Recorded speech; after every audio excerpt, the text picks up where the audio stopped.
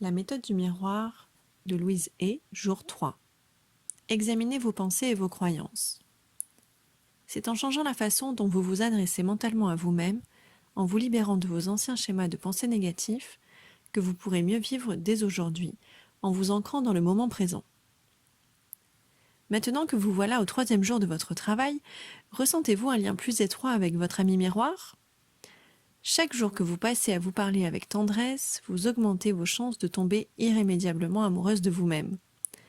Avez-vous remarqué combien de jour en jour, il devient plus facile de répéter vos affirmations positives avec conviction ?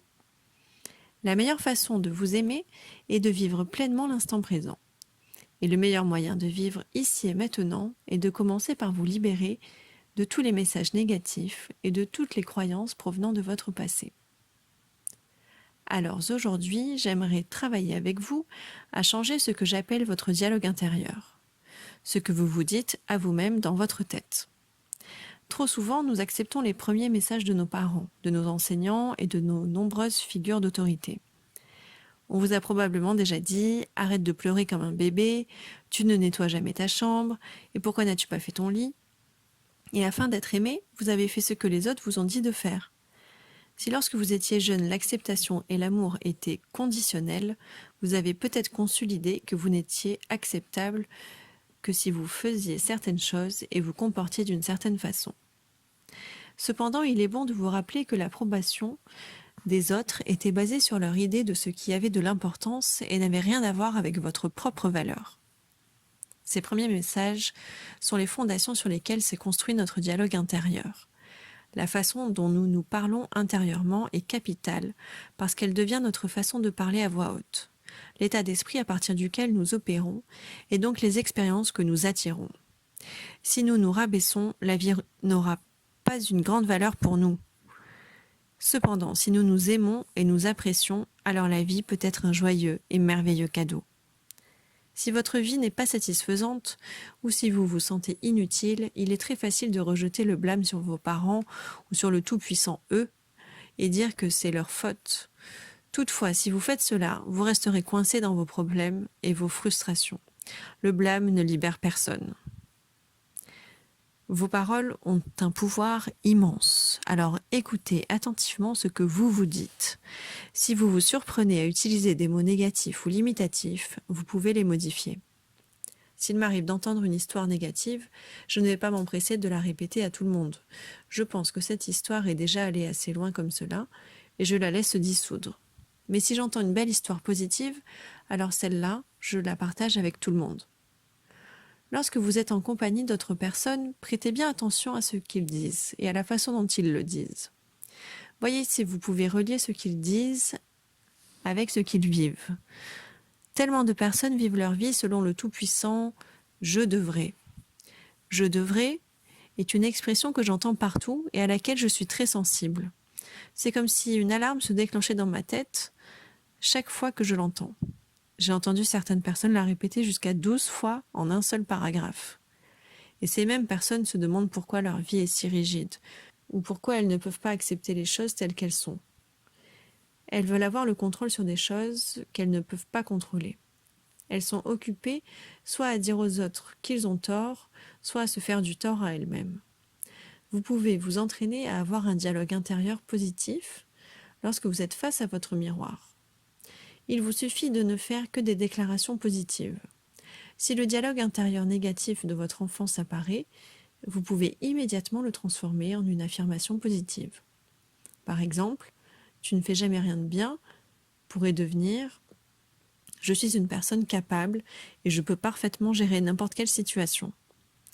En écoutant attentivement ce que vous vous dites et ce que les autres racontent, vous pouvez devenir plus consciente de ce que vous dites, de comment et de pourquoi vous le dites. Cette prise de conscience vous aidera à changer votre dialogue intérieur en affirmations qui nourriront et guériront votre corps et votre esprit. Quelle merveilleuse façon de vous aimer! Affirmons ensemble, je me libère de tous les messages négatifs du passé. Je vis dans le moment présent. Votre 3e exercice face au miroir. Tenez-vous debout ou assise devant votre miroir de salle de bain. Regardez-vous dans les yeux.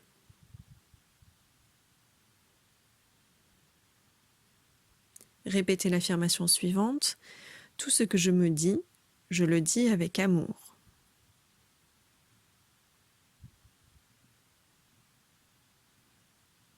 Continuez à le répéter. Tout ce que je me dis devant ce miroir, je le dis avec amour.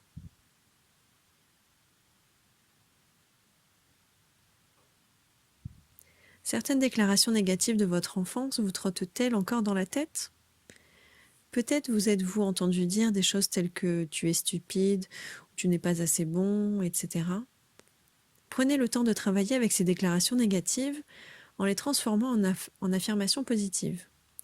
Je suis intelligente, je suis plus intelligente que je ne le pense, je suis un génie empli d'idées créatives, je suis une personne magnifique, je suis facile à aimer, je mérite d'être aimée.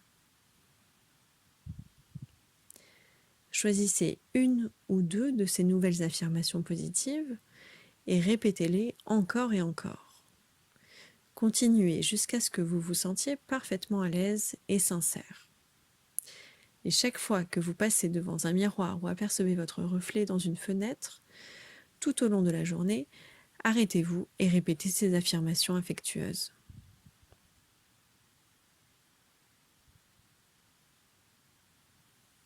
Le pouvoir est en vous. Votre troisième exercice de réflexion. Petit 1. Avez-vous répété une histoire négative aujourd'hui ?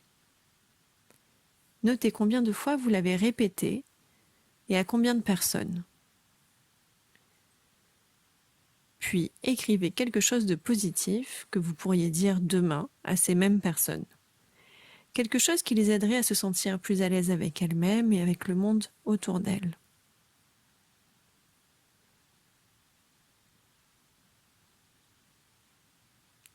Petit 2. Sur une ligne, écrivez « je devrais » et en dessous, faites une liste de mots que vous pouvez utiliser pour le remplacer. Vous pourriez par exemple commencer par les mots « je pourrais ».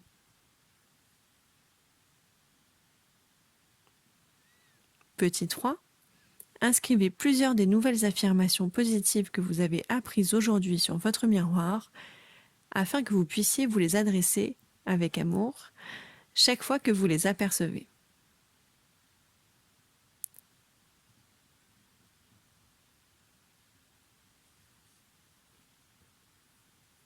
Votre troisième pensée du cœur. J'ai toujours le choix. La plupart d'entre nous sont emplis d'idées ridicules à propos de nous-mêmes et de listes interminables de règles sur la façon dont la vie devrait être vécue. S'il vous plaît, commençons par supprimer tout de suite le mot « devrait » de notre vocabulaire, pour toujours. C'est un mot qui nous emprisonne. Chaque fois que nous disons « je devrais », nous nous faisons du mal. Et chaque fois que nous disons « tu devrais » ou « vous devriez », nous heurtons quelqu'un d'autre. Car en fait, cela revient à dire que quelque chose ou quelqu'un n'est pas assez bien. Que pouvez-vous déjà retirer de votre liste de « je devrais » ? Remplacez le mot « devrait » par le mot « pourrait ». Contrairement au verbe « devoir », le verbe « pouvoir » laisse entendre que le pouvoir de choisir vous appartient. Vous avez le choix et vous êtes libre. Nous devons être conscients que tout ce que nous faisons dans la vie, nous le faisons par choix. Nous n'avons aucune obligation à tenir. Nous avons toujours le choix.